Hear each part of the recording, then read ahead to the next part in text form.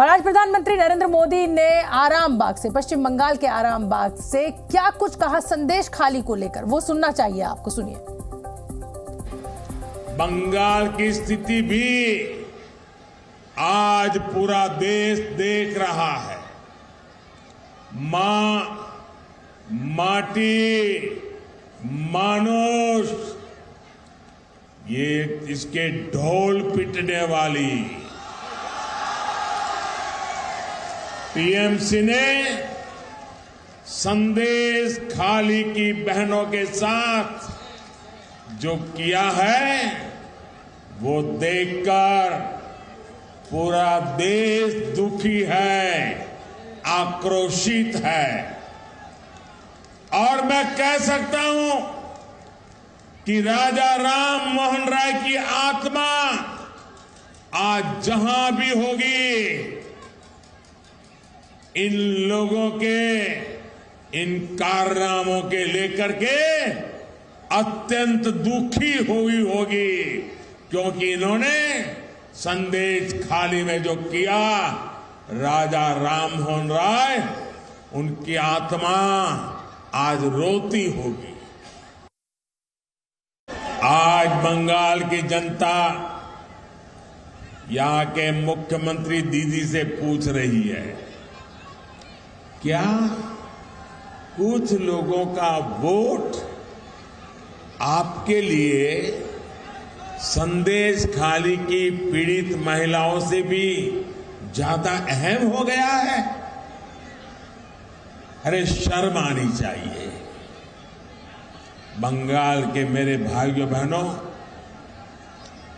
मुझे सबसे ज्यादा हैरानी इंडी गठबंधन के बाकी नेताओं को देखकर होती है। इंडी गठबंधन के बड़े बड़े नेता संदेश खाली पर आंख, कान, मुंह, गांधी जी को जो 3 बंदर थे ना, उन 3 बंदरों की तरह आंख, कान, नाक, मुंह सब ये बंद करके बैठे हैं।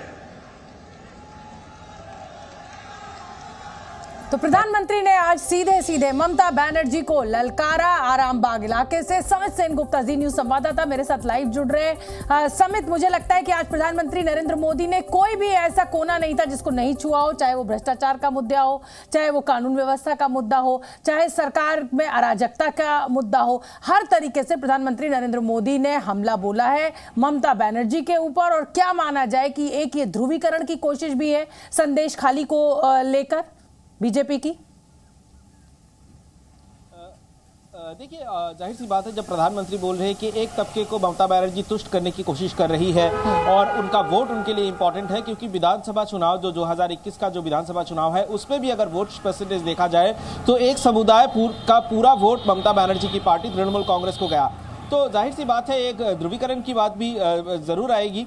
लेकिन हम आपको बता दें कि प्रधानमंत्री जब संदेश खाली को लेकर बोले, उनके महिलाओं के साथ खड़े हुए, जिस बंगाल से राजा राम मोहन राय ने सती प्रथा को बंद करने के लिए अहम भूमिका निभाई, प्रधान मुख्य भूमिका निभाई, उसी बंगाल में जब महिलाओं के ऊपर अत्याचार हो रहा है, उस बारे में प्रधानमंत्री जब बता रहे हैं, इसके साथ साथ बंगाल के भ्रष्टाचार और साथ ही तृणमूल कांग्रेस की तरफ से, ममता बनर्जी की तरफ से बार बार जो एक एक इशू बनाया जा रहा है कि केंद्र से पैसा नहीं आ रहा है, केंद्र से पैसा नहीं आ रहा है।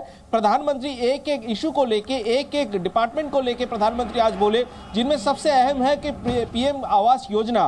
ममता बनर्जी कह रही है कि 1 अप्रैल तक वो अल्टीमेटम दे रखी है केंद्र सरकार को, अगर पैसा नहीं देती है तो राज्य सरकार अपने से पीएम आवास योजना में जिनको घर मिलना है वो घर ममता बनर्जी को बना के देंगी।